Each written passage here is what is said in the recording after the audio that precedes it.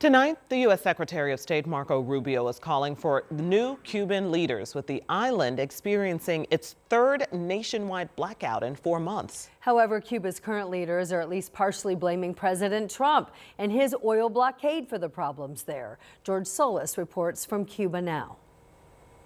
Work to restore power in Cuba continues today. It's going to be a gradual process, officials warn. They have to make sure that they do this very carefully or risk having the system collapse once again. They are still working to determine what caused this blackout. We spent some time on the streets of Havana yesterday, initially stopping by one neighborhood where a number of gentlemen were simply outside of their home helping another, making sure that he had everything he needed during this blackout, holding a flashlight in hand.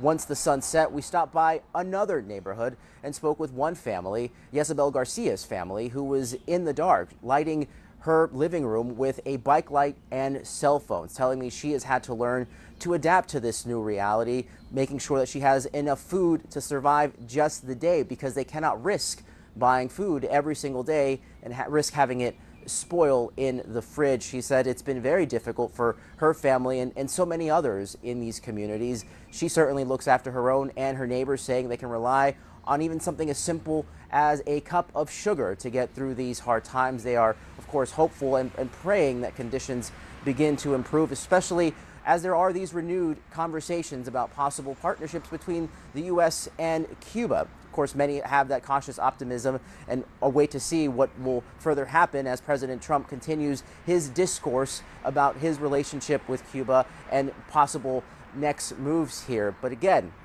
we are seeing one of the most significant blackouts here on the island that we have seen in the last several months, and it could be several days before people get the power back on. For those that are lucky enough to have generators, they may be able to weather this crisis. Today, the weather looking a little bit rainy, but with that sun beating down, it is certainly a crisis that could grow a lot more dire in the coming days. Back to you.